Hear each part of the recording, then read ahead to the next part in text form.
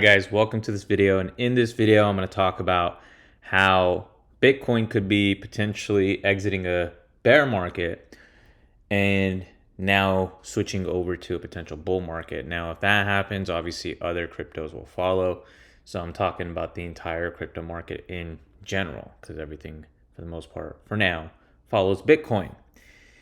Now if you have the skill set of trading, you understand that when this bear market started, a lot of people were telling you to buy the dips because it's at a discount. Sure, but if you're doing long-term holds, you don't necessarily want to get in at positions here or here or here, and because majority of the time you're not exiting with these pumps that happen. Majority of the time you're holding and you're trying to hold for a long-term gain. And here what happens is majority of people buy these dips and then it comes all the way down here and they're stressed out, they need the money, and they typically pull out. Or even if you don't pull out, all I'm saying is that you can get yourself into better positions. Okay, and we're going to talk about why, one, we didn't buy over here, and what we are looking at now to start dollar cost averaging over here. Okay, and it's very simple why we didn't buy over here, because we're in a bear market. Why would I buy something? Why would I continuously buy the dips knowing that it's going to keep going lower? Okay, so it doesn't necessarily make sense. All we did was short the market, and if you guys don't know what shorting is, that's totally fine. It's for my day traders out there that know that you can make money as it's coming down as well. So for the people that are just doing long-term buys and long-term holds, this video is more geared towards you, and for other traders, just to give you guys an insight on what could be happening with Bitcoin and potentially the entire crypto market, right? And one thing to take into consideration is the Bitcoin halving. Okay, if you guys don't know what Bitcoin halving is, this video isn't necessarily going to go and talk about what the Bitcoin halving is. You guys can go and just look that up. But the main thing you can look at, or the main thing a lot of people care about, is the fact that after the halving event happens, we typically see some large moves to the upside in Bitcoin and the overall crypto market. And the Bitcoin halving events happen every 4 years. Okay, so we'll take a look at the dates for when these halvings occurred. The first one, we could see that it was November 28, 2012. Okay, so what I did here on this chart was went ahead and marked them for you. Okay, so we got November 26th, and I'll just move it to the 28th. Boom. If you guys don't know where the dates are, they're down here, so you can see that 28th. Okay, then what I also did was I marked off the lows after every halving occurred, but we'll get into that in just a second. Let's look at the second one. The second one was 9 July 2016. That's the second halving. So we got July 4th here. So let's move this to 9. Cool. 9 July. Third one was May 11th, 2020, which is probably when majority of people got into crypto, and we can see May 11th, 2020, right? Now, the next thing is, when is the next one going to happen? Okay, that is the question. And I'm going to step into that in just a second. But I want to do some simple math with you with looking back in time and counting off the days on when the Bitcoin halving happened and when the lows occurred before the next Bitcoin halving. Okay, and there is that saying in these markets that history tends to repeat itself. So let's take a look. So we see this first Bitcoin halving occurred, and then after that, what occurred was this large spike up. we can see that it spiked up to 1,158. Okay. Then after that, what did it do? It came down. Okay, we had a bear market. For how long?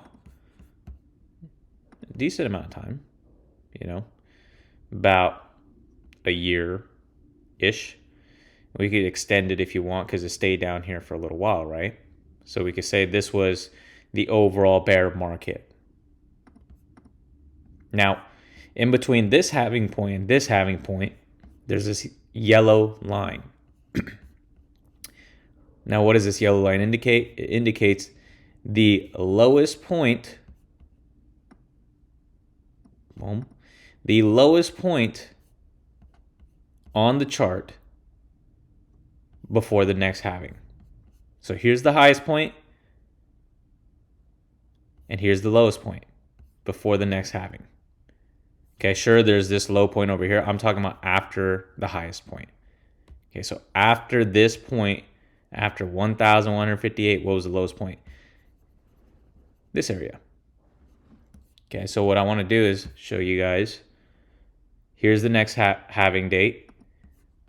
And between the lowest point and that halving date, we see we are 542 days away from there. So boom. Okay, sure, if you got in right here after the halving, we see this large run up, which is great. But this was the lowest point, 542 days, right? After that Bitcoin halving occurred, then what do we have here? This large move up to about 20,000. That was a great period as well. Okay, now after this occurred, what happened here? This is the lowest point between this halving point and this halving point. This is the lowest point between the high and the next halving. Okay, so here's the next halving point.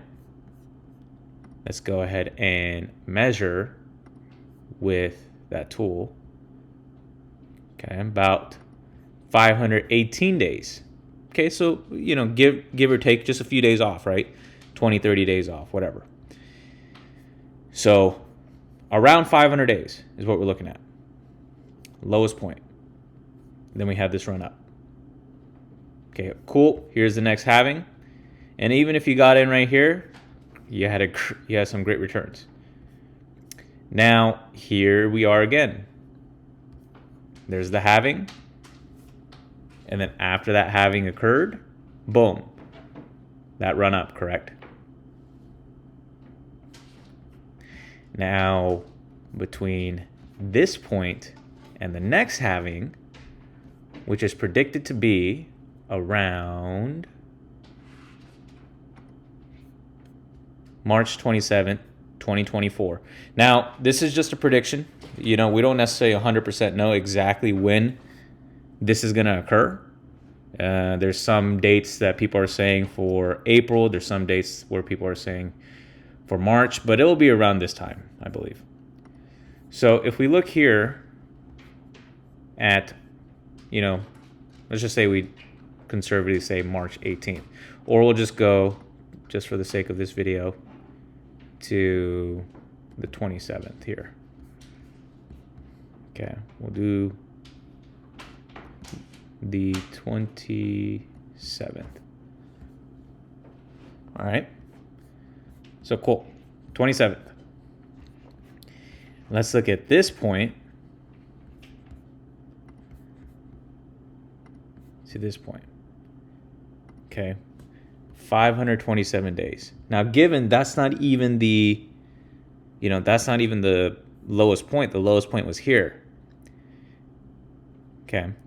But the reason why we're doing this is just to overall look at a time span or an area of where the lows can occur versus getting in too early, like over here where people were buying the dips. Okay. Now there's other things that, went into consideration for looking at this as a potential bull run now, or areas to dollar cost average in and start putting money in. There's other things, not just this, but this is a very big indicator just based off of time. Okay, and history repeating itself. So even if we were to move this to the lowest point here, okay, we'll probably be off by a day or two. We got 492 days. Okay, great, whatever. So around the 500-day mark is when these lows set in. So the potential for this being the bottom is quite high. And now what we're looking to do is just accumulate as much as we can in these areas before the next halving. Sure, you could just wait till the next halving occurs and buy at a higher price, and who knows, it might even be at a lower price. We'll see. Okay, we'll see. But instead of dollar cost averaging over here, now we at least have a time span or an area where we should be getting involved into this kind of stuff, okay? Now let's also look at the probabilities of it going lower, because it can occur, the probabilities of this going lower. So let's look at this. Okay. If we take a look at this, we can notice that,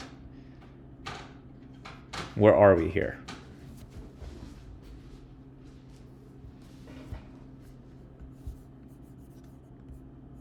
Right, let's go ahead and zoom out. Week, month. And let's go ahead and turn off hide all drawings. Okay.